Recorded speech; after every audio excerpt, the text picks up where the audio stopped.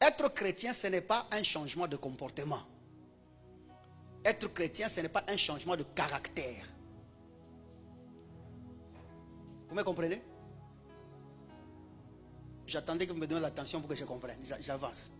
Être chrétien, ce n'est pas changer ton comportement. Tu n'es pas chrétien parce que tu as arrêté l'alcool. Tu n'es pas chrétien parce que tu as arrêté l'impudicité. Parce que je t'informe qu'il y a quelqu'un à Kamalondo là qui a arrêté l'alcool sans Jésus. Il y a une dame qui a arrêté la prostitution sans Jésus.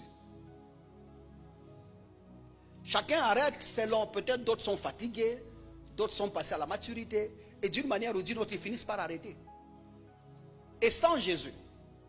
Ce qui voudrait dire que ce n'est pas parce que tu as reçu Jésus-Christ, que ce n'est pas parce que, pardon, ce n'est pas parce que tu as arrêté la bière que tu y es enfant de Dieu. Vous êtes avec moi jusque-là? Parce que la chrétienté, ce n'est pas une modification de caractère ni de comportement. Quittez là-bas. Et c'est comme ça que la modification... En fait, il faut que je dise une chose.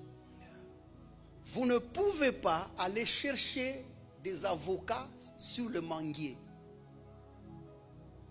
Ça va?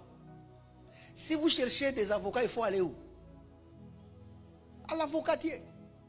Nous pouvons suspendre, accrocher les avocats au manguier, mais ils ne tiendront pas.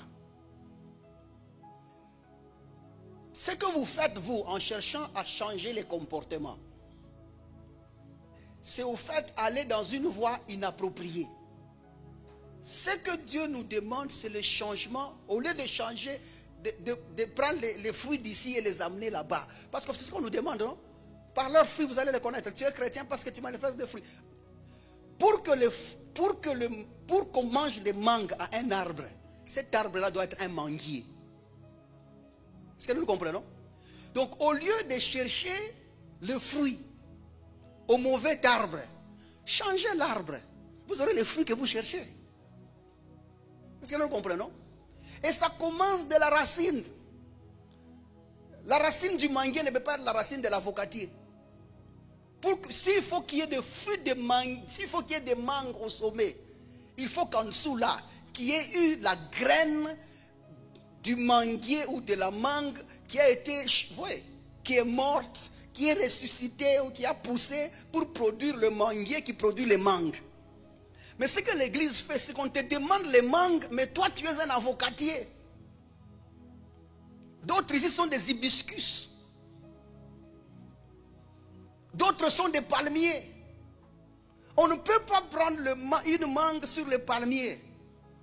Alors qu'est-ce que la chrétienté fait? La chrétienté, au fait, ne coupe pas l'arbre. Mais la chrétienté tue l'arbre. Et la supplante avec des gènes et l'arbre du Seigneur. En d'autres termes, ton ancienne vie prend fin.